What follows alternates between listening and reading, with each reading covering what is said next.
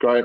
Thanks very much again for joining the NWR Small Cap Virtual Conference. Next up, we have upcoming IPO Forbidden Foods, which is a multi-brand premium food and beverage company focusing on the baby food, wellness and organic markets with a diverse national and international sales channels. The company was established 10 years ago with a vision to provide Australia with the very best health foods and to meet growing consumer demand for differentiated, health-oriented products.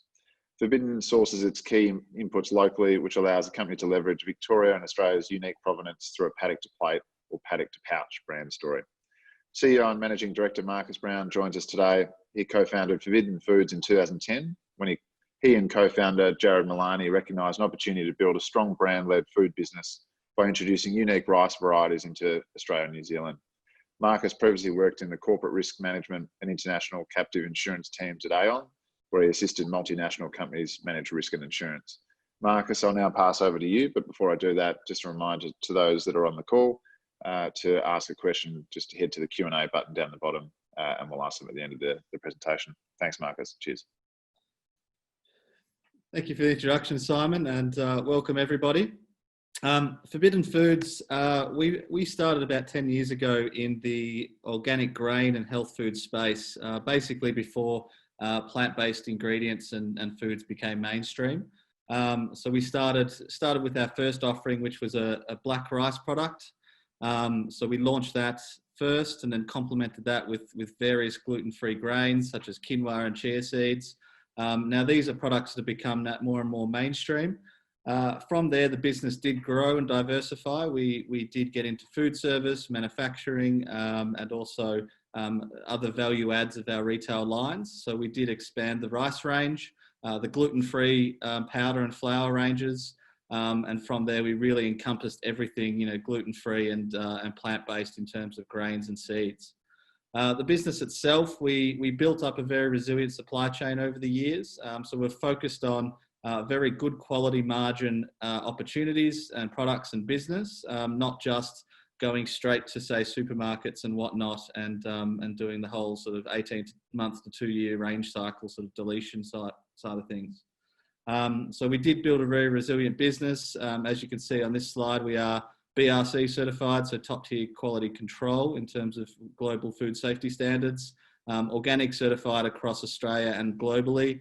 And we have actually got a New Zealand distribution centre as well. So we treat Australia and New Zealand as very much partner countries. We have 3 key brands operating in key segments such as organic foods, healthy snacking and baby food markets. These are key segments that in their own right are quite large. As you can see there, the food and beverage market in Australia alone is 172 billion. And the key segments that we play in terms of organic, healthy snacks and baby are their own large market segments, and that's in the retail space. We also have quite a large industrial and food service with food manufacturing supply. So what we do is we supply wholesale trade with certain ingredients, which then tie into saving us money in terms of cost of goods for our retail products, but with those volumes on the back end. So it gives us a great way to obviously tap into higher volumes to save on our margins, but it also gets us into multiple strategy areas, revenue streams, which gives us that resiliency as a business. The growth drivers we're seeing, especially now, we're seeing a lot more of that supply chain discussion around brand Australia. So majority of our products are sourced locally in terms of local farms, and we use toll processors. We don't actually run and operate our own factories. We like to be a lean, low capital, low overhead intensive company, just scaling up brands and products, controlling the raw materials as we need to, which controls margin. But we're seeing such a brand Australia push in terms of getting our own supply chains back again and then getting exporting. So we tap into that demographic quite well.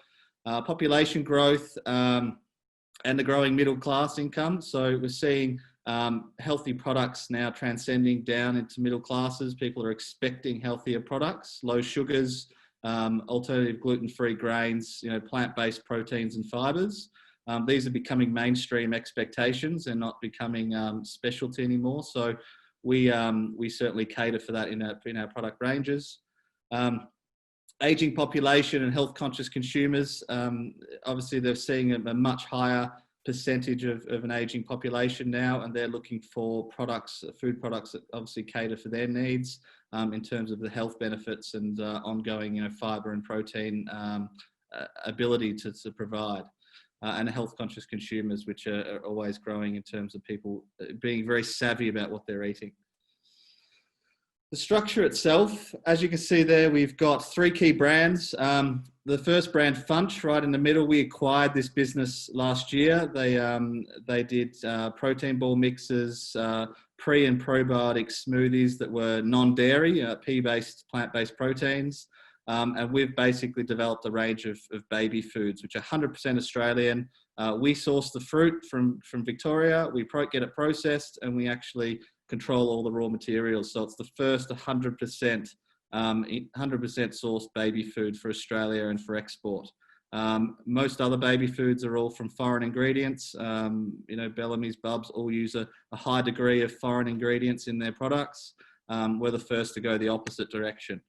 And this builds obviously provenance and traceability into the product itself. To the right, our Sensory Mill range of products. Now, Sensory Mill is a plant-based brand of various functional and wellness ingredients, various flours and powders that are all derived from plants such as apple, banana, hemp flour, all very high in protein, nutrients, and fibre, which are the next generation of ingredients that people are using instead of wheat, tapioca, and whatnot. So these products tap into basic ingredients, organic and conventional, that are very much in that next generation of healthy plant-based products for the consumers. To the left, we have our Forbidden brand, which has been in market for about 8 years now. That's developed a very strong reputation in terms of rice and alternative gluten-free grains. We've got various products in Metcash, IGA, all across Woolworths, as well as in the independent channel across Australia, New Zealand, and Singapore. So that brand is well established and growing in its own right. Especially with COVID, we're seeing a very drastic demand in grains and seeds and rice. The baby foods, these are the products I talked about earlier. The first 100% Australian baby foods, fruits that are basically coming straight from Victoria. Some of our current investors own quite a lot of farming assets, so we're tapping into them and getting this fruit into our products. Very much 100% Australian, and also the brand is very different. A lot of these baby brands are becoming quite mature in the way they look and feel. And the next generation of mums and dads aren't the old generations, right? People that have a kid now aren't going to have a kid, aren't going to be the same purchasers again in 2 to 3 years necessarily. So brands need to keep up, and we're seeing a very quick maturity of brands in the baby space, which millennials are not transitioning to. So these brands are very much, targeting provenance, obviously look, feel, and really building a message and a story with the consumer. The FUNCH range, this is the business I mentioned we purchased last year. So the protein ball snacks and the gut health smoothies have been in market for many years now. We just refreshed the brand, and now they're on shelves all across Australia. And they're doing quite well in this, COVID. Obviously DIY protein ball mixes, people want to cook and eat at home. E-com is going really well, as our online sales for these are really spiking as well. So a lot of success with the product range in this environment. The Sensory Mill range, this is the plant-based fibre protein flours and powders, which are basically all the ingredients that go into this next generation of plant-based meats. So a lot of the meats you see in, say, these alternative chickens and beefs are made from a lot of these flours, chickpea flour, quinoa flour, that all are element of those ingredients. And also people are looking for these just to use at home, to cook with, to basically get their nutrition benefits into their everyday diets. So these products were launched a couple of months ago, and they're doing really well, especially with the home cooking environment that's coming, obviously with COVID as well. The Forbidden range, this is a range of products, as I mentioned, was in market already. We've had in market for many years. The multiple rices, the healthy grains, the ready-to-eat products, the brekkie rice, which is in Woolworths, and then the brown rice flakes, which are celiac approved. They're also in Woolworths as well. So Very diverse stream of products that are in different categories. We've got our snacking range there, which is just being developed. That was going to launch into Kaufland, but Kaufland unfortunately pulled out. So that range, the R&D has been done, and that's going to be launched with another customer. Flour, so that's alternative gluten-free flours. We do supply a number of companies for their ingredients for wraps, like tortillas in the Mexican industry food chains. So we do supply quite a number of functional ingredients that end up into people's diets anyway through other manufacturers. The channel mix, so this is a mix of our customers or our representation of channels by revenue. So retail, food service, quick service chains, which is food service, franchise chains and food manufacturers. So we're very diverse in terms of our revenue split. We're not overly compromised or sort of concentrated into one sector. We have a very diverse revenue stream as well as a group of customers that represent that. And our e-commerce sales are all set up. We have a platform for many years now that's just been growing. So our e-commerce platform is going to continue to grow in this environment, and we're supporting that as well. The customer segments, so there's a quick customer segmentation. We do supply major retail, Woolworths, Costco. Costco have 4 different products of ours. Independent retail, so each distributor in each state. And basically food service, which is your PFDs, PFG, which is in the US, and then the quick service chains down there as well. So very diverse mix of customers that we have. Export market, we've been exporting for a number of years now. We have actually set up supply chains across New Zealand to Singapore, to the US and to the UK, which is Ireland, Belfast. So we have that ability to ship containers to the world as needed, and that expertise to make those products for those specific markets. So we've been doing that for a number of years now. The baby foods is a big piece of our launch. Now this is a very unique, 100% Australian baby food products. We are working with local partners. We have 3 interested partners we are ready to sign on with that are locally in pharmacy, retail and specialty baby. These are announcements that will come out once we've signed the agreements and the products are launched, and they'll come into sort of October, November launch. Very exciting, very positive. Online presence, FUNCH already has a large brand online, so we're tapping into a big database of mothers that we bought with the business, which allows us to get that instant e-commerce attraction to the brand. An international launch. So we are obviously going to ship this to our customers in New Zealand and Singapore straight away, with wider Asia such as Vietnam and China to come on 18 months down the track. The business itself, we grew 29% over the last half. So this is with COVID, with food service and hospitality dropping off. The overall business grew at 29%, which is very strong. And that's without the capital injection from the IPO. So we're managed to do that with existing funds. For every dollar we spent on marketing, we returned 5.3 times. So it's a great validation of our marketing model and our online model, which is growing as well. And it shows the resiliency of the business itself, operating this many years with the team and the expertise in place to weather any large storm that comes along. The forecast itself, so the business grew 20% year on year, and that's despite COVID. We did, in FY19, we were basically EBITDA break even. So the business, we always reinvested in supply chain, products and growth. So we were always mindful that we're building something a lot bigger here. But the business only needs an extra 2 million or so revenue to get back to EBITDA break even or positive. So we're not far off being, in a very attractive position in the next 12 months. We spent about $650,000 on new products, marketing and key staff, which are now in place. So the new products are developed, marketing has been spent, and then the key staff are in place to grow the business to $20 million.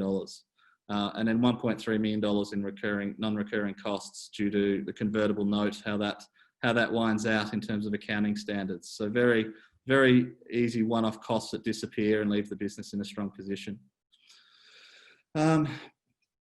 Senior management. So Jared and myself founded the business a few years ago, and Jared, my business partner, was at Coles head office. He used to run marketing for the liquor division, so we know supermarkets very well. We know trade promotions and products very well.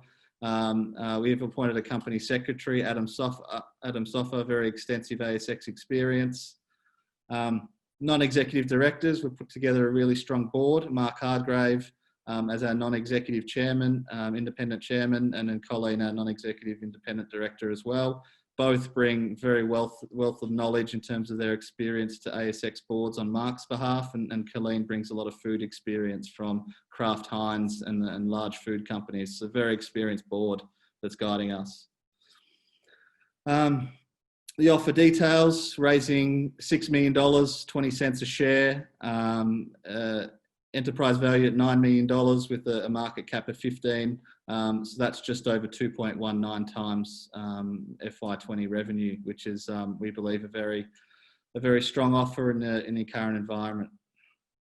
Use of funds: we are going to spend quite aggressively on sales growth. We saw that return on marketing spend. We're going to spend quite a lot of money on sales, marketing, brand development costs to really drive sales in the next 2 years. So this use of funds is over a 2-year period planned.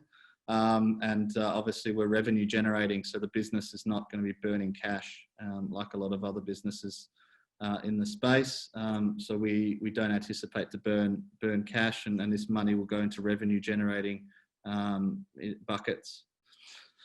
And then the timetable. So we offer opened up about a week ago, and we're looking to close the offer off, in the next week or so, and then list towards the end of August. And then all of ASIC and ASX in principle has been done. So basically, we're ready to pull the trigger in the next few weeks. Simon, I might pass over to you now to questions.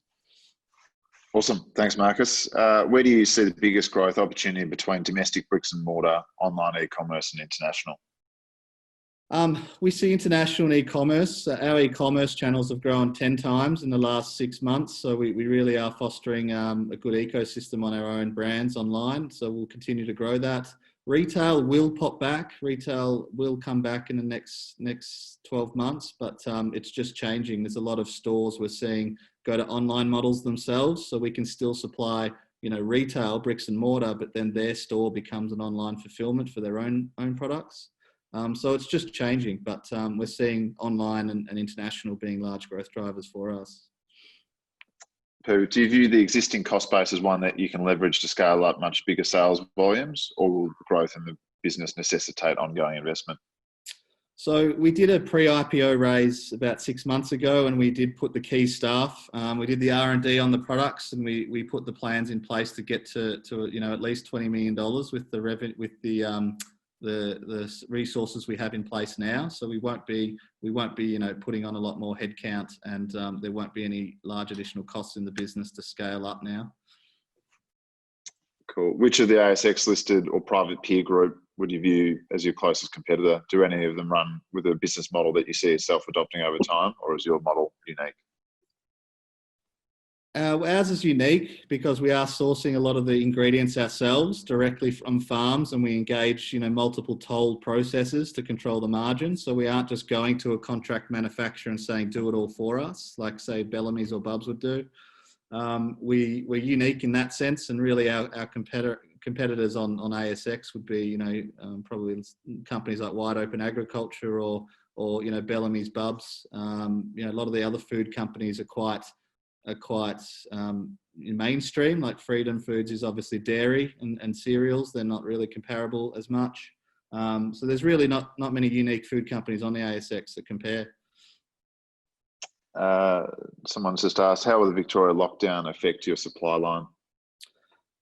It's the same as before. Anything food related is basically, is essential service. So we're not seeing any issues. If anything, this is better than last time because it's only Victoria. The rest of the states are coming back to normal. So anything food related is really positive in this environment. Roughly how much of the C-suite do they own in the company? So Jared and I will, as founders, will have 25% of the equity, and that's escrowed. So a lot of us and a lot of the seed investors and convertible note holders are all escrowed. So basically the free float will be around 50%. So we're in it for the long haul. Great. What are the key value catalysts associated with the launch of the new suite of FUNCH products? Do you plan to develop more brands for your portfolio over time? These 3 brands that we've developed, we would like to just grow now. In terms of new brands, that would be acquisitions. If we see a brand that might be in the nutraceuticals space or the infant formula space, that would be a bolt-on acquisition. And look, we see acquisitions as a strong growth driver in the next 2 to 3 years. But we wouldn't set up fresh brands from scratch other than these 3. And then any other brands would be, complementary acquisitions. Great. It's a very competitive space. How do you see yourself positioned, and particularly how do you differentiate yourself from other participants in this segment? Look, we're up against a lot of mature brands. We see a lot of these companies that have been around for 20 or so years or more in terms of their brands, and our brands are very much resonating with the millennial generation. We're a young team. Jared and I are still in our early 30s, so we resonate with the millennials in terms of our brands and the way we're marketing it. So we're really up against a lot of maturity in terms of those brand spaces, which is a good thing for us. And just the final question, Marcus, what are the key growth metrics that you'd like investors to judge your progress over the next year ahead? So in terms of us, Jared and I, as in the C-suite, we have KPIs around revenue and EBITDA. So we would really, probably leaning towards majority revenue, but we're working, just as hard to get back to EBITDA positive and in the next 12 to 18 months. So I'd say, probably 60-40 revenue EBITDA. Great. That concludes the questions. Marcus, I might just hand it back to you just for closing comments, and we'll finish it there. But thanks very much. Thanks, Simon, and thanks all for joining us. And any other questions, you're welcome to come directly to myself or our lead manager, Rory Luff at BW Equities. Thank you for your time. Thanks very much. Cheers, guys.